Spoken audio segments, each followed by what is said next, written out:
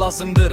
Deyir ki dünyanın ortasındadır, ne sağında ne solunda. Avrasiya materikte düşün daşın bak insan. Azerbaycan diyarıdır, otlar yurdu mekanıdır. Zeytunluqdur, üzüm bağı, xurmalıqdır. Belki Abşeronda yarımadadır. Allah size misal çekir yazılandır. Nur suresi 35'te yazılandır. Allah size misal çekir, dinle ayıl insan. Aktarmak lazımdır hakkı, hak gelecek. Allah özü nur olup sanur gelecek. Errehim rövşen rap gelecek. Allah size misal çekir, bak ne deyir. Aktarmak lazımdır hakkı, hak gelecek.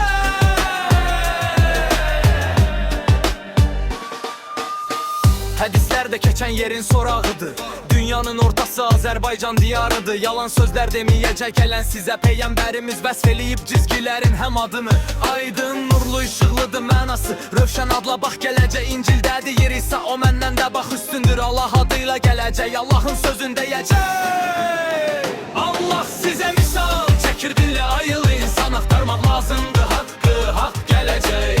Allah özü nur olup sanur gelecek. Errehim rövşən rap gelecek.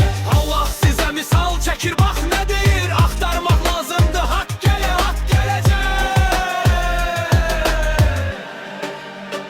Ayıl insan, cin tayfası ayıl. Ayıl ey melek tayfası, aldanma dayanma aldanma. Mollalara, din xadimi insanlara Ali İmran yüzü oxu, hak sözünü düzü oxu. Denizlerde küləkləri sizə ram etmişəm. Mən lütfümü axtarın deyə misal çəkmişəm. Mən lütfüm elə Muhammeddir, Mustafa həm Əhməddir.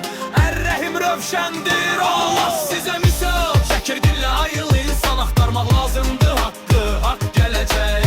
Allah özü nur olup sanur gelecek. Errehim rövşən rap gelecek. Allah size misal çekir, bak ne deyir. Aktarmak lazımdır hak gelecek.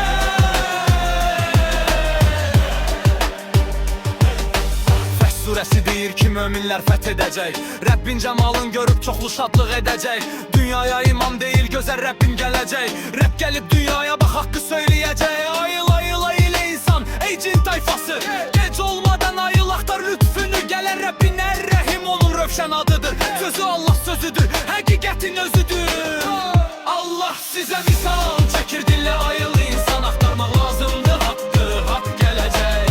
Allah özü nur olup sanur gelecek. Errehim rövşən rap gelecek. Allah size misal çekir, bak ne deyir. Aktarmak lazımdır hak gelecek.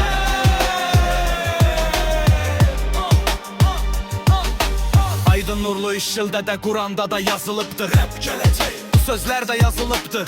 Fəth surəsində deyilib ki möminlər qalib gələcək. Mömin və müttəqilər Rəbbin analını görəcək. Allah size misal çəkir, dinlə ayıl insan. Aktarmaq lazımdır haqqı, hak gelecek. Allah özü nur olup sanur gelecek. Errehim rövşən rap gelecek.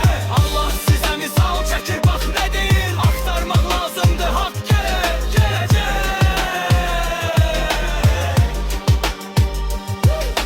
Dünyamıza imam değil rap gelecek. Rap deyilib o gelecek. Ayıl insan, ey cin tayfası. Aldanma mollalara, din xadimi insanlara. Ali İmran yüzü oxu, hatta aktar düzün oxu. Dərişlərə çörəkləri rap düşən. Hiç saxtə sözümü vurar. Allah size misal çekir.